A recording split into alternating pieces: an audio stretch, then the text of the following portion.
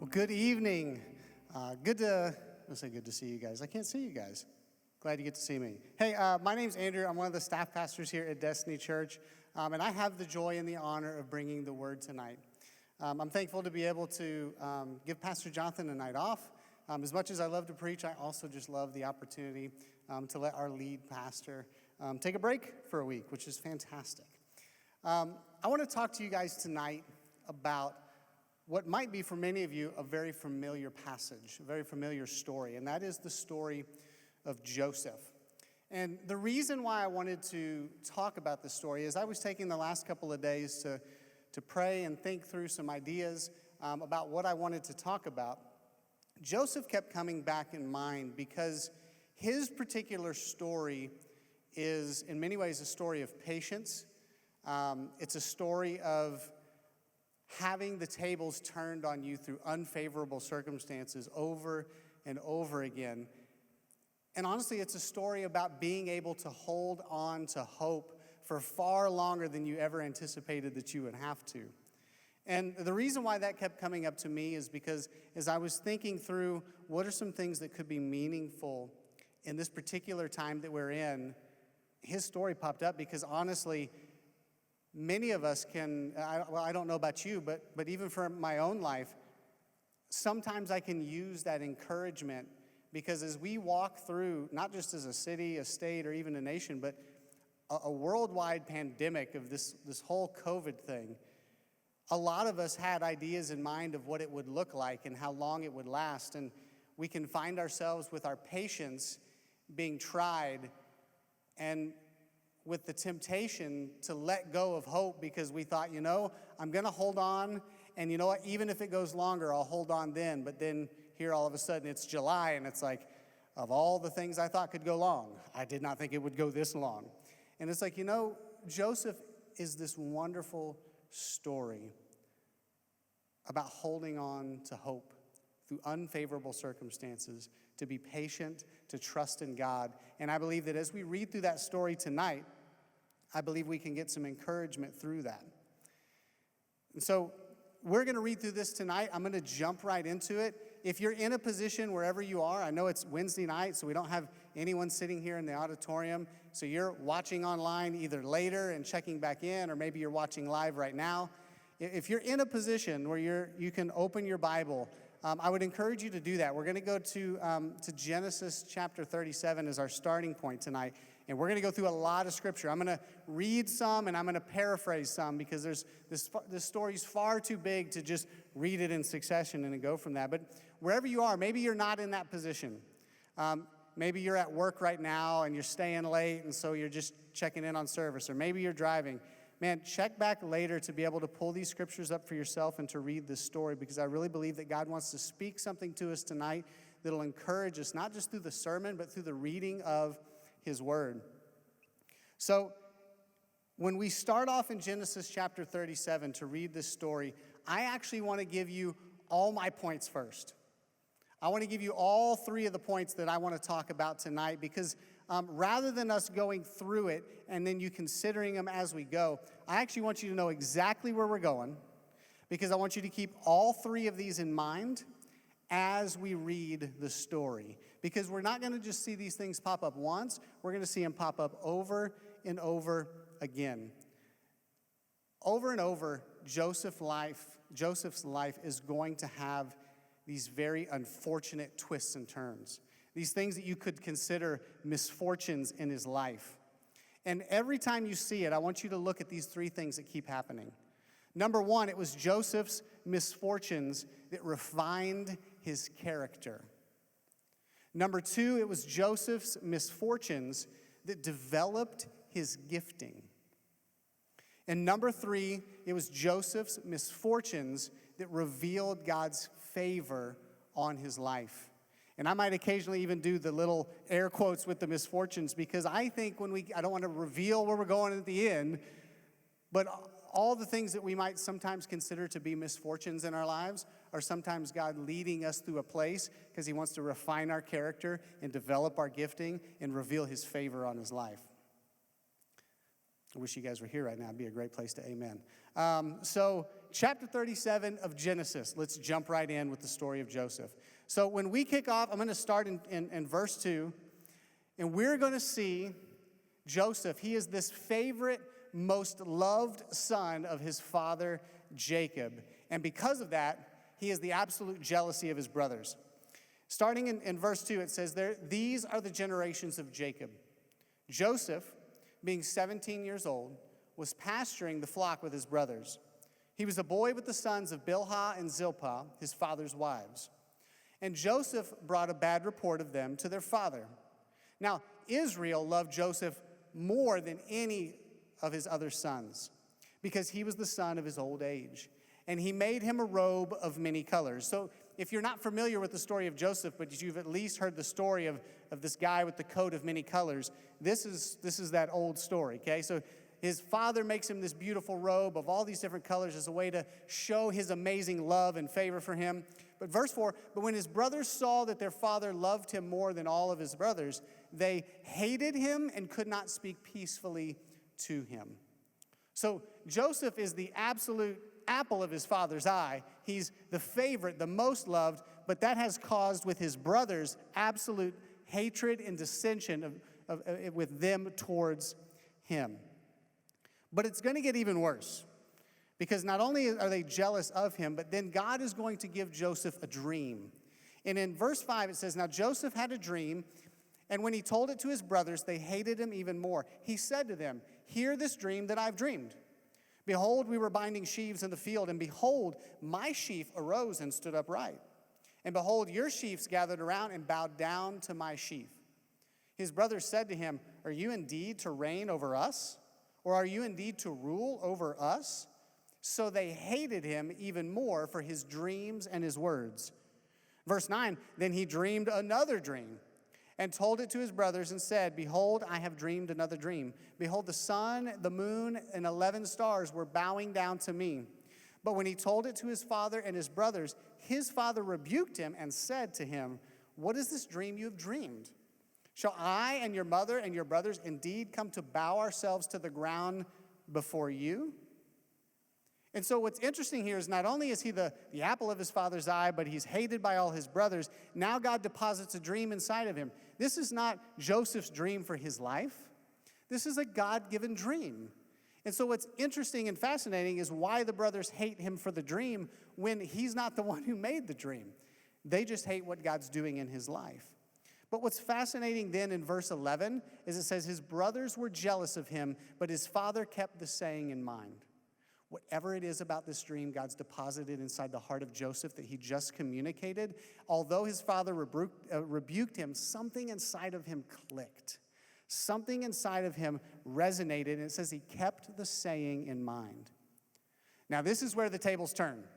Okay? Not only is it bad because of the jealousy and the hatred with his brothers, but one day his father sends him off, says, hey, listen, I want you to go find your brothers. Go find them and give me a report on how they are. And picking up in verse 18 of that chapter, it says, his brothers saw him from afar, and before he came near to them, they conspired against him to kill him. They said to one another, here comes this dreamer. Come now, let us kill him and throw him into one of the pits. Then we'll say that a fierce animal has devoured him, and we'll see what becomes of his dreams. But when Reuben heard of it, he rescued him out of their hands, saying, let's not take his life. And Reuben said to them, shed no blood, throw him into this pit here in the wilderness, but don't lay a hand on him, that he might rescue him out of their hand and restore him to his father. So when Joseph came to his brothers, they stripped him of his robe, the robe of many colors that he wore, and they took him and threw him in a pit.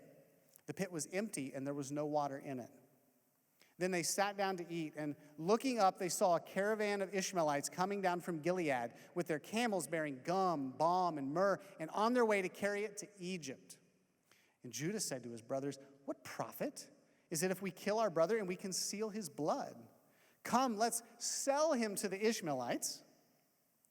Let's sell him to the Ishmaelites and let our hand not be upon him, for he is our brother, our own flesh. And his brothers listened to him. Then Midianite traders passed by, and they drew Joseph up and up and lifted him up out of the pit, and they sold him to the Ishmaelites for 20 shekels of silver, and they took Joseph to Egypt.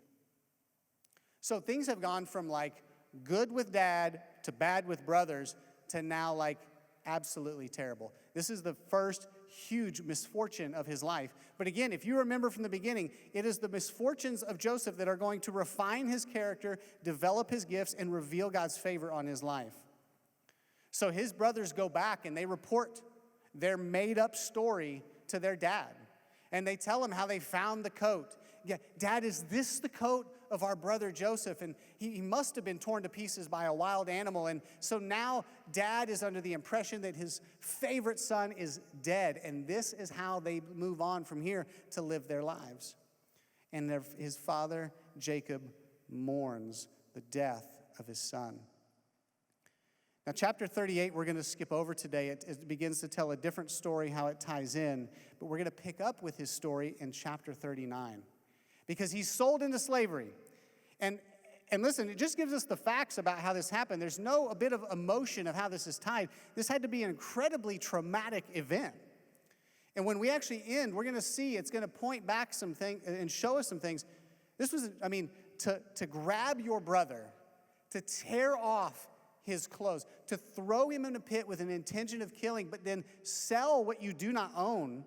They don't own his brother. They sold him into slavery. This was incredibly traumatic, and now he has been sold into the house of a man named Potiphar in Egypt. And now again, the tables turn back, because now we're going to start to see some of the way that these tribulations and these trials and these misfortunes reveal God's favor, because he is going to rise to power in Potiphar's house. And in chapter 39, starting in verse 2, it says, "The Lord was with Joseph, and he became a successful man, and he was in the house of his Egyptian master. His master saw that the Lord was with him, and the Lord caused all that he did to succeed in his hands. So Joseph found favor in his sight and attended him, and he made him an overseer of his house and put him in charge of all that he had. From that time that he made him overseer in his house and over all that he had, the Lord blessed the Egyptian's house for Joseph's sake. The blessing of the Lord was on all that he had in house and in field. So he left all that he had in Joseph's charge. And because of him, he had no concern about anything but the food that he ate." This is fantastic. So now he is a slave, but yet he's the ruler of the house. Like, it's bizarre, but God's favor rests on him in the midst of his misfortunes, and he rises to power. This is fascinating. It says, literally, Potiphar worries about nothing other than what will I eat today. Like, that sounds like an amazing place to be at. Like, I'm going to literally wake up and wonder, what would I like for breakfast? And after breakfast, the only thing I'll wonder about is what will I eat for lunch? Because Joseph has everything else under control. And in the midst of this, not only is he having God's favor revealed, but remember, his character is being refined, which is going to be shown no greater than the next verse as we jump into verse 7. Because it says, "And after that time, his master's wife cast her eyes on Joseph and said, 'Lie with me.' But he refused and said to his master's wife, 'Behold, because of me, my master has no concern about anything in the house, and he has put everything that he has in my charge. He is not greater in this house than I am, nor has he kept back anything from me except you, because you are his wife. How then can I do this great wickedness and sin against God?' And as she spoke to Joseph, watch this, day after day, he would not listen to her, to lie beside her, or to be with her. She has steadily, day after day, propositioned him, 'Sleep with me, sleep with me, sleep with me.'" Like, not one time, not just a, "Hey, we won't get caught, let's do this." Like, we won't get caught, and listen, if you don't say yes today, I'll just ask you tomorrow. Like, this isn't one time saying no. This is every day after day. And it doesn't say how long it goes on, but day after day sounds like a while. And he continually says no until finally she has it.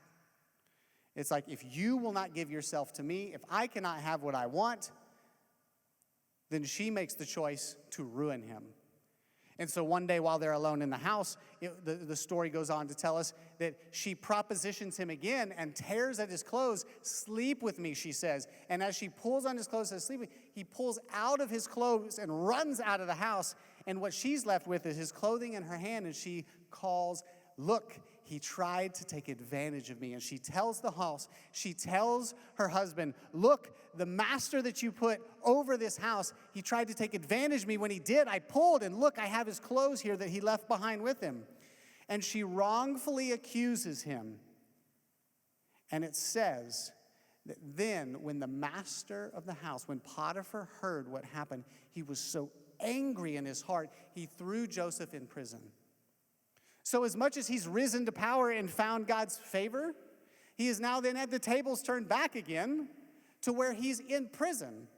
He was first sold into slavery, and now he's in prison, wrongfully accused, wrongfully in prison, and yet God's favor is going to reign on him again because he's going to rise to power. In verse 21, it says, "But the Lord was with Joseph and showed him steadfast love and gave him favor in the sight of the keeper of the prison. And the keeper of the prison put Joseph in charge of all the prisoners who were in prison."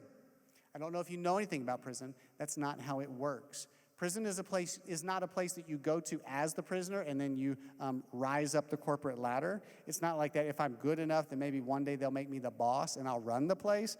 That's not how prison works. But yet, nevertheless, God's favor rests on him. He's developing these skills and gifts in leadership. That's the position he's put in. It says whatever was done there, he was the one who did it.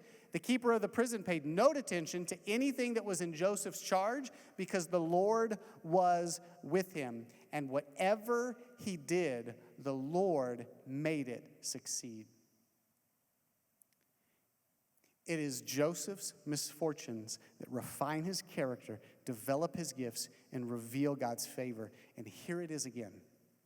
He's learning how to lead. He's learning wisdom, how to discern, how to take care of people because of God's favor in the midst of the prison.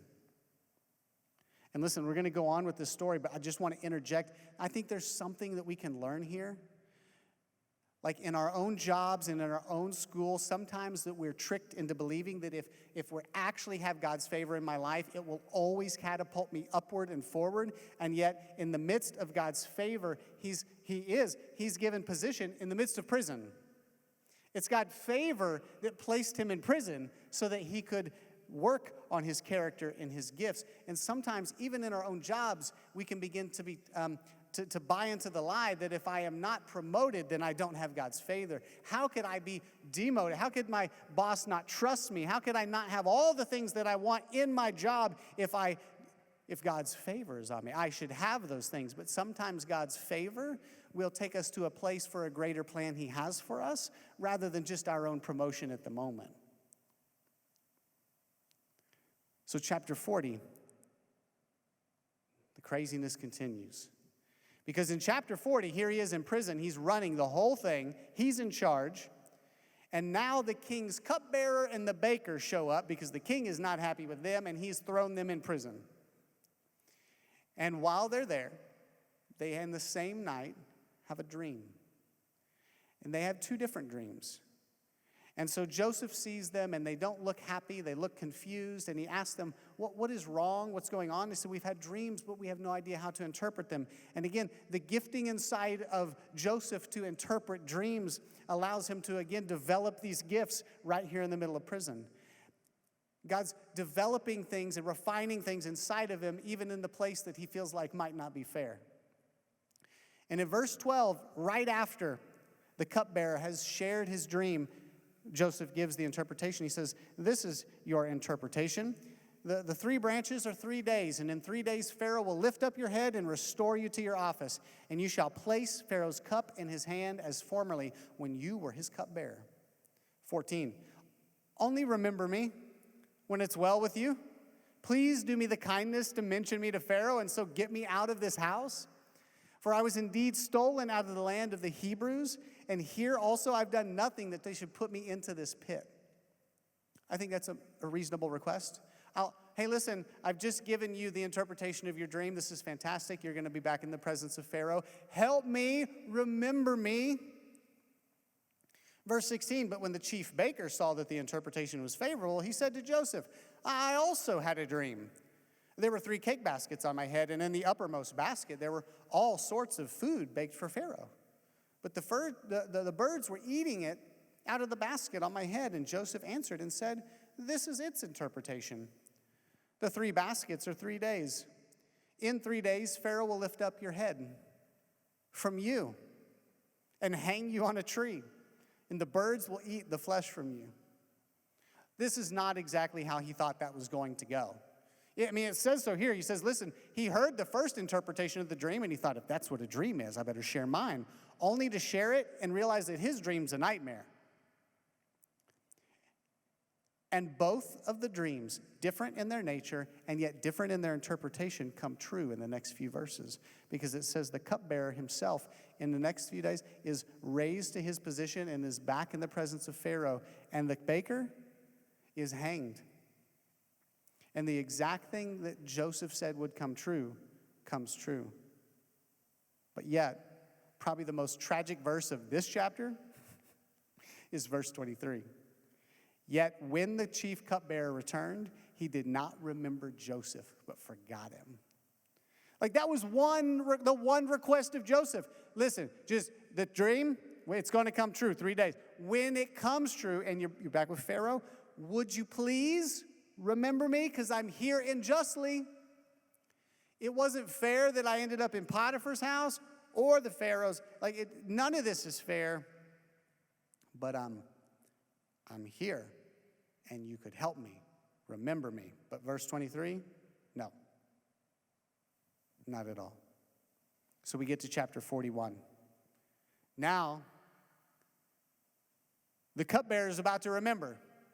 But the most difficult part about the way 41 starts off is it says, when 2 years had passed, Pharaoh had a dream. 2 years have gone by. I don't know if Joseph gave up on the idea of him ever telling. Obviously, he forgot about Joseph at all. I don't know how, but he did. But it says after 2 years had gone by, Pharaoh has a dream. And when Pharaoh has a dream, he looks for anyone who can interpret it, and no one can. But you know who's there? The cupbearer. And all of a sudden, right there in chapter 41, the cupbearer says, oh no.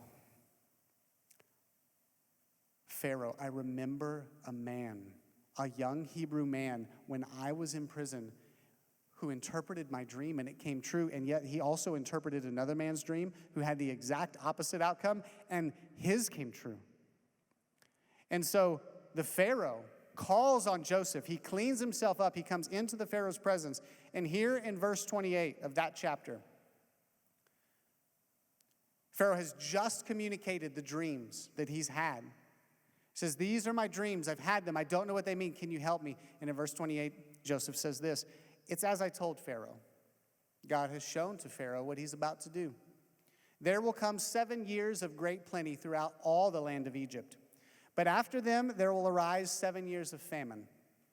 And all the plenty will be forgotten in the land of Egypt. The famine will consume the land, and the plenty will be unknown in the land by reason of the famine that will follow, for it will be very severe. The famine will be so bad that the 7 years that were fantastic, you won't even remember them. It'll be so bad, is what he says. And he interprets the dreams. Again, he's using the gift God has placed inside of him to interpret these dreams, but he's doing it in the place of his misfortune. He's right here in the place that no one would say is where God's favor rests, but yet it's in the prison where he's developing his gifts and refining his character. In Potiphar's house, in the hole, he's refining his character and developing his gifts because God's favor is on him and it's being revealed one more time. And in verses 33 through 36, you just see how well those skills and gifts have been developed, not just even in this interpretation of dreams, but in his leadership, his wisdom, and his discernment. Because in verse 33, he moves past what he was called there for. He was called to interpret a dream, but in verse 33, he now gives advice. and advises the Pharaoh. Verse 33, now therefore let Pharaoh select a discerning and wise man and set him over the land of Egypt. Let Pharaoh proceed to appoint overseers over the land and take 1/5 of the produce of the land of Egypt during the 7 plentiful years. And let them gather all the food of these good years that are coming and store up grain under the authority of Pharaoh for the food in the cities, and let them keep it. That food shall be a reserve for the land against the 7 years of famine that are to occur in the land of Egypt, so that the land may not perish through the famine. This is a very, it's going to say it in the next couple verses we go to, is a very wise and discerning leadership that he has here to speak up and say, listen, you called me and I have the interpretation of your dream, but beyond the interpretation of your dream, I have a plan that you could implement regarding the dream. I know a way to do it. And you don't get that kind of skill unless you've been set in positions of leadership to learn how that works, to be able to discern what's going on and immediately implement a plan. And so then, because in the midst of his misfortune, God's favor is being revealed on him, he rises to power again. In verse 37 of that chapter, he rises to power and they implement his plan. It says, the proposal pleased Pharaoh and all his servants.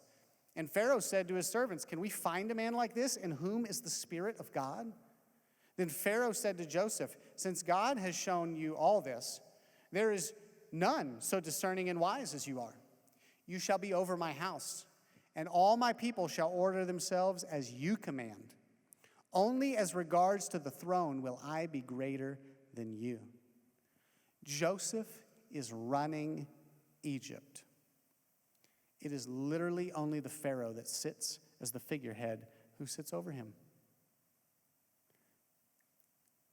But you only get here because the misfortunes allowed your character to get refined and your gifts to be developed so that you could be put in the place where when God reveals his favor on your life, he's done those other things as well. So now all of a sudden there's position that can be handled. But again, it's actually not about the position.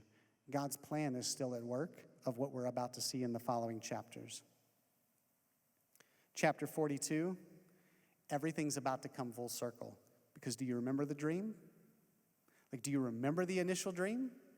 When Joseph says, listen, this is the dreams that I've had. And he communicates as they all understand that one day you will come and you will bow before me. This was not Joseph's, his personal dream for his life. This is the dream God has given him to reveal the future of what's going to happen. And now all of a sudden in chapter 42, what happens is this. In the land of Canaan, where his family was from, Jacob, his dad, and the other 11 sons are all suffering from the famine too. And everyone's hungry, but they hear that there's food for sale in Egypt. So they go. But his dad says, Jacob says this, listen, go and buy food, but don't take Benjamin, my youngest son. Leave him here. I couldn't handle if something happens to him. So he sends the oldest 10 sons, and they go to buy food. And then in verse 6 of chapter 42, Joseph encounters his brother after all these years later. It says Joseph was governor over the land. He was the one who sold to all the people of the land. And Joseph's brothers came, and they bowed themselves before him with their faces to the ground. Joseph saw his brothers and recognized them, but he treated them like strangers and spoke roughly to them. Where do you come from? He said. And they said, from the land of Canaan to buy food. In verse 8, Joseph recognized his brothers, but they did not recognize him. And Joseph remembered the dreams he had dreamed of them. And he said to them, you're spies. You're spies, and you've come to see the nakedness of the land. He's about to test them. He knows who they are, and he's going to make an accusation because he's going to test them a couple of different times. And he has a reason for the things that he's going to test them on. Because you're going to find out in the same way that they turned on their brother in distress, when they turned on him, he's going to test them in a way to find out if they will then still do the same thing, or will they come to rescue a brother. And they plead with him. They say, we're not spies. We are brothers. There are 10 of us here, but there's actually 2 more. We've lost one brother. He's dead. And the other is home with our old dad. And he tests them. He says, okay, we'll find out if you're spies or if you're telling the truth. Verse 17, he says, he put them all in custody for 3 days. On the 3rd day, Joseph said to them, do this and you'll live, for I fear God. If you are honest men, let one of your brothers remain confined where you're in custody, and let the rest go and carry grain for the famine of your households. And bring your youngest brother to me, so that your words will be verified and you shall not die. And they did so. So he says, listen, you bring that, you say you got a younger brother, prove it to me. Prove it to me. Bring him to me. Go home, leave one with me, and get him. In verse 21, you remember we talked about how there was just the facts of what happened that day. They threw him in the pit, but there's no emotional tie to it. Verse 21, for whatever reason, wrecks me. Because right after he says, like, you leave a brother with me, you go get your youngest brother, you bring him and prove me you're not a spy. They said to one another, in truth, we are guilty concerning our brother, in that we saw the distress of his soul when he begged, and we did not listen. Whatever happened in the hole that day was traumatic. Because when they threw him in, it says he begged, and they didn't listen. And the way they describe what they saw in him was the distress of his soul. If that shows any bit of the amount of pain and anguish that Joseph experienced as his brothers, whom he loved and trusted, stood over the top of him at that hole, and he cried out, and yet they did not respond, it distressed him to his very soul. And in verse 24, it says he turned away from them and he wept. And he returned to them and he spoke to them. And he took Simeon from them, one of the brothers, and he bound them before their very eyes. And Joseph gave orders to fill their bags with grain.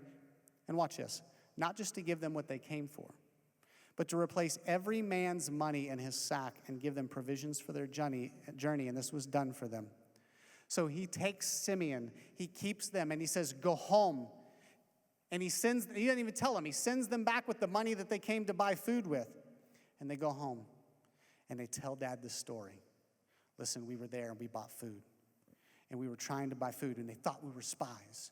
And so he said, the only way we were spies is if you just go home and bring your other brother and show us that you're be honest and that we're not spies. And so we can't go back unless we bring Benjamin. And Dad doesn't want to bring Benjamin because he doesn't want to lose another son. And so you get into chapter 43, and they have not yet gone back for Simeon. I don't know how long it is, but it says because they were hungry, they had run out of the food they bought from Egypt. They decided to return.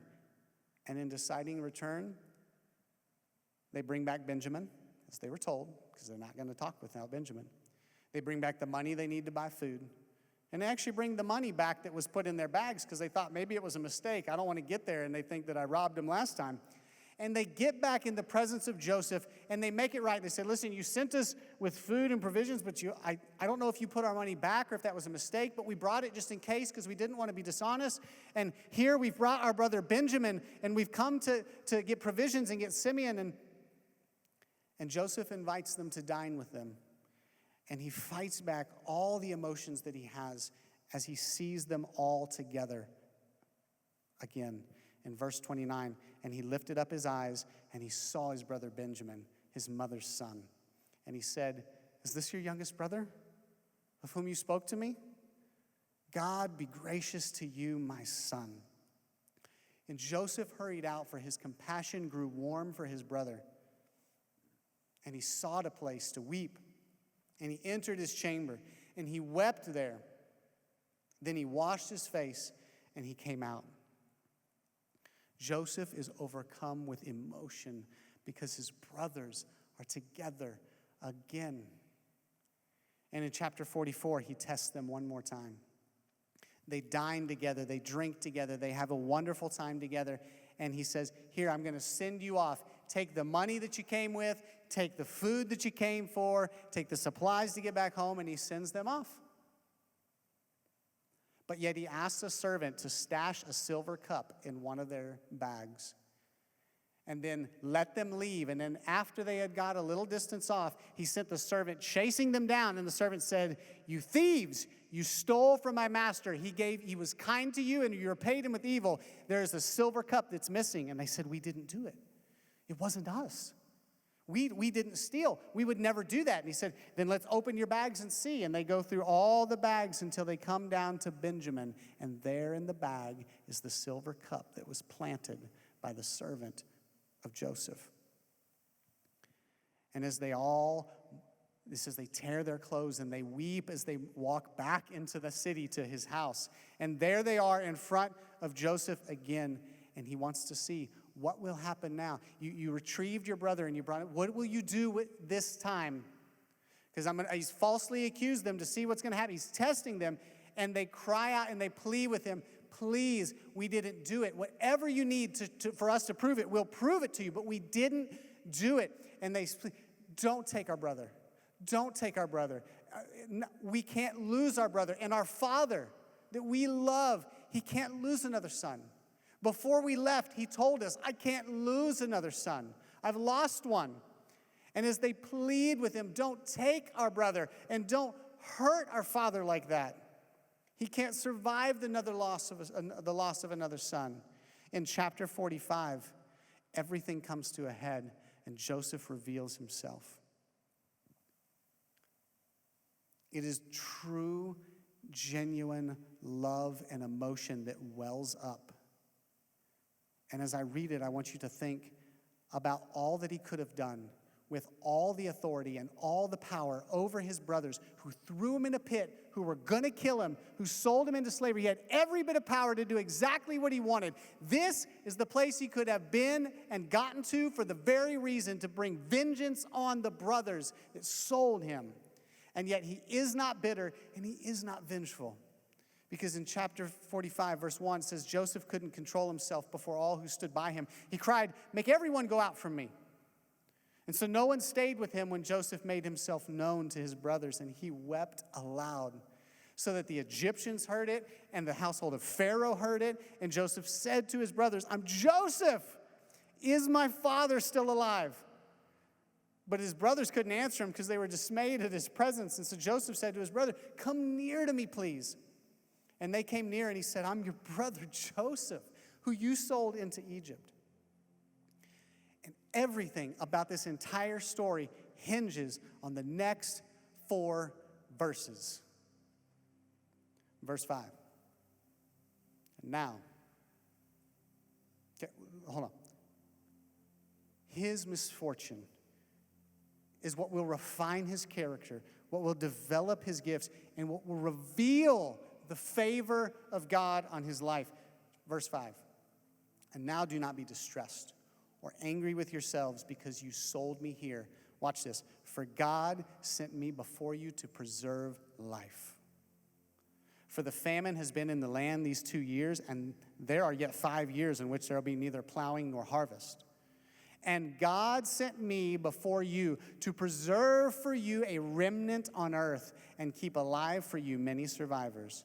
So it was not you who sent me here, but God.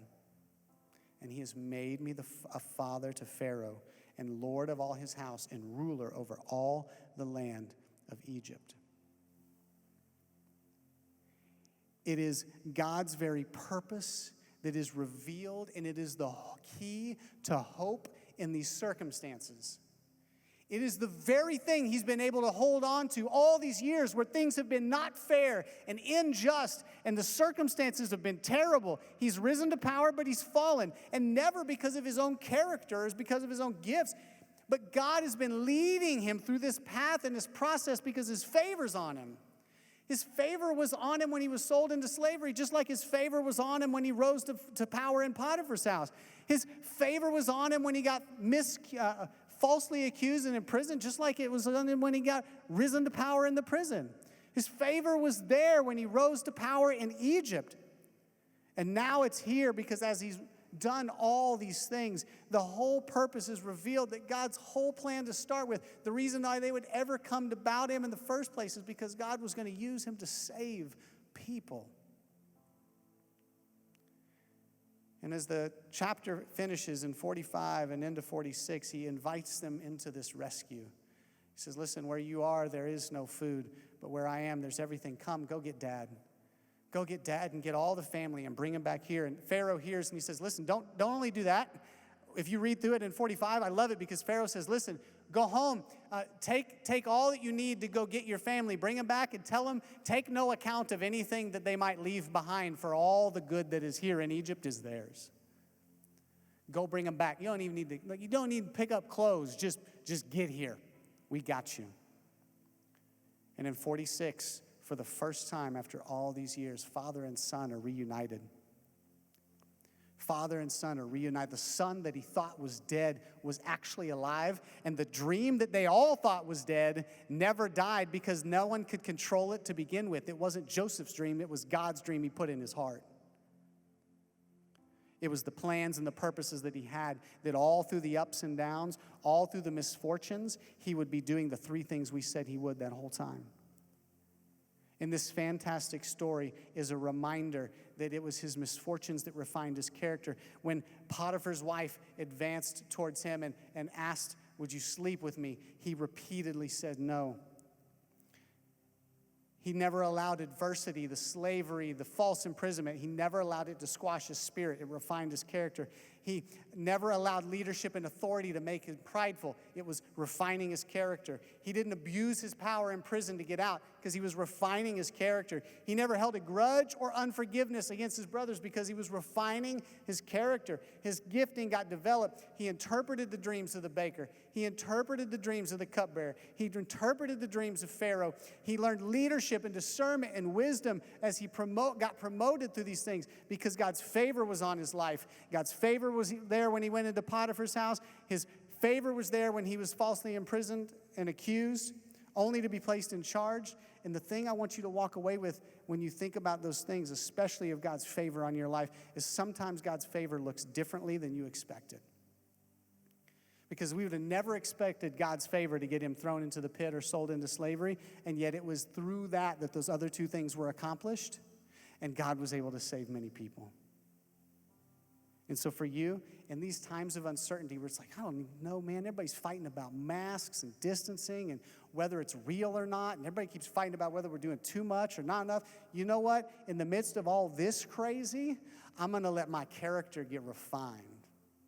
And I'm going to develop the skills and giftings God put in my life. And as I'm patient, I'm going to trust that God's favor that rests on my life, that I might not be able to recognize it because it doesn't look like the way I thought it would, is actually there to begin with because God's got a plan for what he wants to do in this world. And I would encourage you that as you think about those things, let all those other stuff just fall off. Because God's power in your life and his purposes and his plans, no one can interrupt. They thought they killed the dream when they sold off the dreamer, but they forgot about the dream giver. And his can't be stopped. And so I would just encourage you right where you're at to just, if you can, bow your head and close your eyes. I just want to pray for you. God, for each and every one of us, wherever it is we're at and we're walking through, would you do these things in our lives? We make a choice to trust you today, that when we walk through fortune and misfortune, will you refine our character? Will you develop our gifts? Will you reveal your favor on our lives? And not because of us, but because of you. That we want to be a mirror and a reflection of you in this world so that people would come to know Jesus. We pray these things in the name of Jesus. Amen. Well, listen, church, wherever you're at, if you're hearing this now or at least before Sunday, man, we sure do hope to see you this Sunday at 9 and 11. We'd love to see you in person, but you guys have a great rest of the day.